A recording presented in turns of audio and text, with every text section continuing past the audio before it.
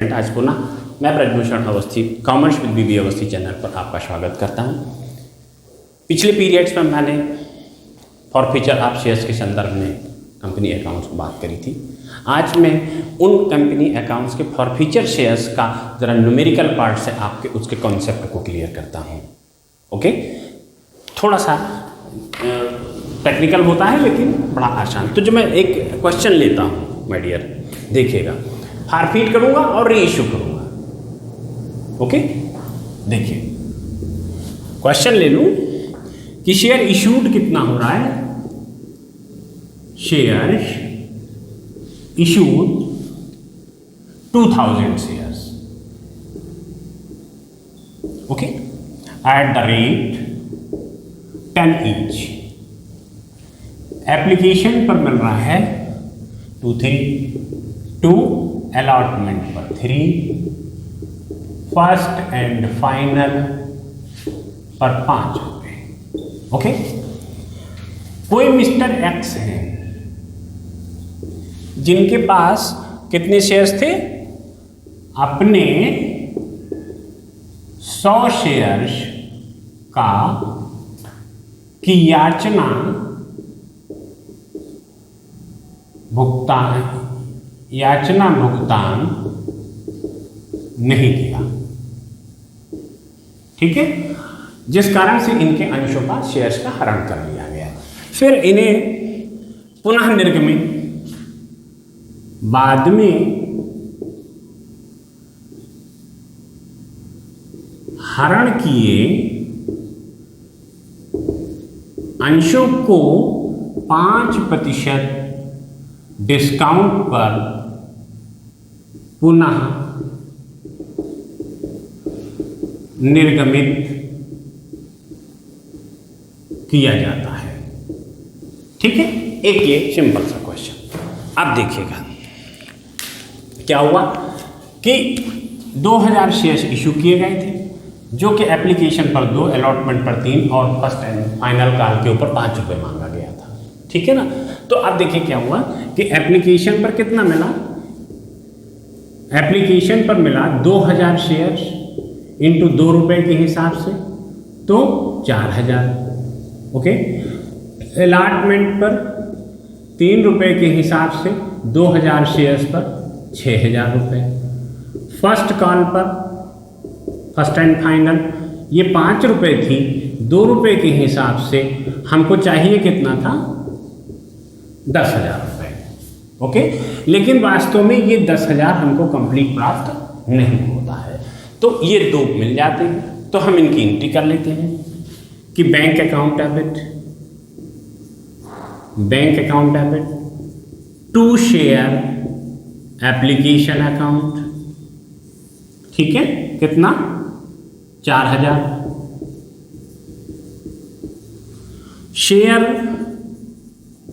Application account debit to share capital account, कितना? 4000 रुपये share capital account में transfer कर दिया गया। ठीक है, देन हमने अलॉटमेंट मांग लिया। ओके, क्या किया? Share allotment account debit to share capital account, कितना? 6000। रिसीव हो गया। Bank account debit to share allotment account, कितना? 6000 रुपये। अब फिर हमने फर्स्ट कॉल मांग की तो एंट्री बना दी। Share first and final call account debit to share capital account, कितना? 10,000। ओके, 10,000 से हमने मांग लिया। अब मिला कितना? कहता है कि मिस्टर एक्स जो हैं वो अपने 100 शेयर्स के ऊपर याचना का भुगतान नहीं कर सके, राइट। तो 100 इंटू 5, दिस मीन्स 500 रुपये, तो मिला कितना 9500। ठीक है, ये रिसीव हो पाया। तो हम एंट्री कर लें, यहां करते हैं bank account debit to share first and final call account. ठीक है, कितने से 9500 से, राइट। यहां पर हमने 10,000 से share first and final call को डेबिट किया था, बट यहां जब रिसीव हुआ तो 9500 रुपए से हमने क्रेडिट किया, राइट। आप कहता है कि ये चूंकि पे नहीं कर पाए तो इनके द्वारा लिए हुए अंशों को हम कंपनी फारफीट कर लेती है। ठीक है, तो जब हम फारफीट करते हैं तो चूंकि यहाँ पर शेयर कैपिटल आप देख रहे हैं यहाँ और यहाँ तीनों दशाओं में क्रेडिट हो चुकी है, तो इनके अधिकार को खत्म करने के लिए, इनके दायित्वों को, इनके वैल्यूज को जब्त करने के लिए निश्चित तौर से जो शेयर कैपिटल को हमने क्रेडिट किया था उसे डेबिट करना पड़ेगा। Is it right? तो हम ध्यान रहे कि जितनी मांगी है उतने से ही तो हमने कैपिटल को क्रेडिट किया है, तो निश्चित तौर से वो सारी कैपिटल, मांगी हुई अमाउंट, हम पूरी कैपिटल को डेबिट करते हैं। ठीक है ना, तो शेयर कैपिटल अकाउंट डेबिट। ठीक है ना, कितना, यहां देखिए 100 शेयर्स थे, 10 रुपए मांगा था हमने, तो 1000 रुपए से शेयर कैपिटल को हमने डेबिट किया। ठीक है, 2 कितना अनपेड रह गया था, इन्होंने कितना नहीं दिया था। यहां देखिए कि शेयर फर्स्ट कॉल को डेबिट किया 10,000 से, यहां क्रेडिट किया 9,500 से, तो अभी भी share first and final call credit होना बाकी है 500 रुपए से। सो हम यहां कर दें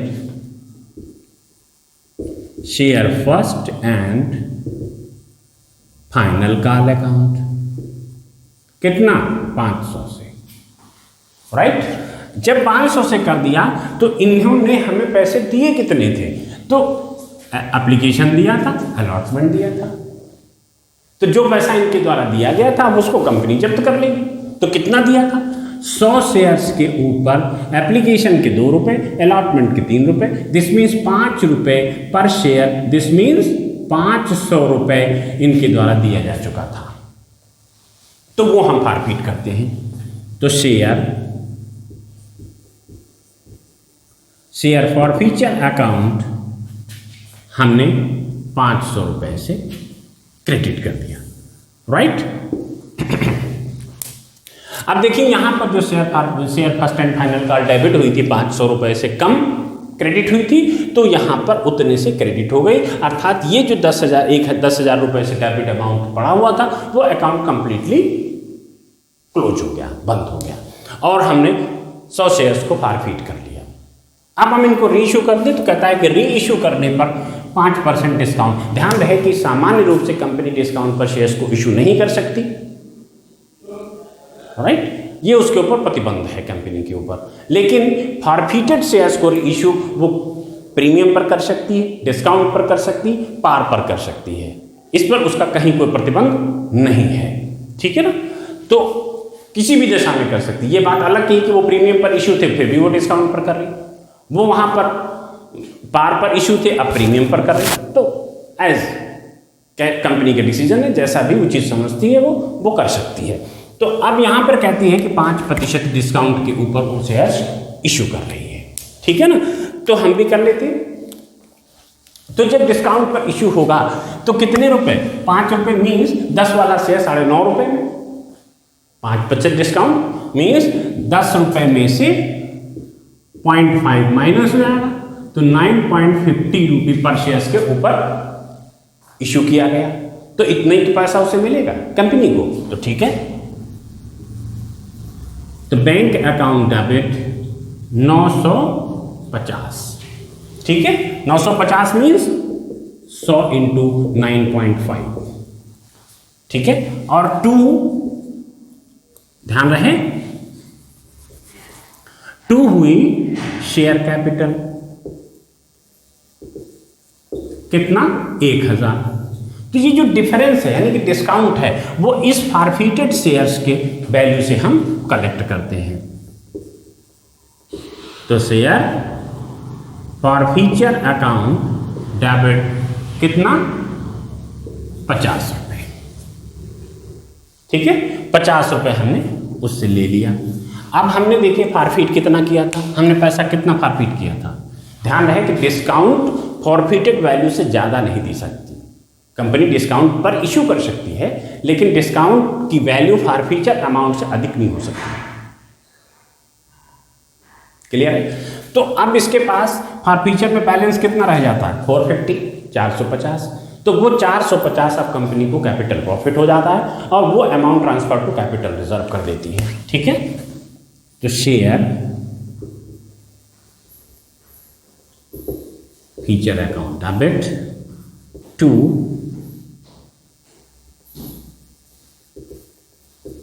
कैपिटल रिजर्व अकाउंट।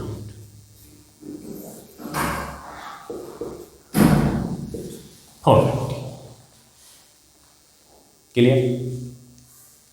यहां पर 450 अमाउंट ट्रांसफर हो गई कैपिटल रिजर्व अकाउंट में और यहां पर फॉरफीचर अकाउंट अपने आप क्लोज हो जाता है।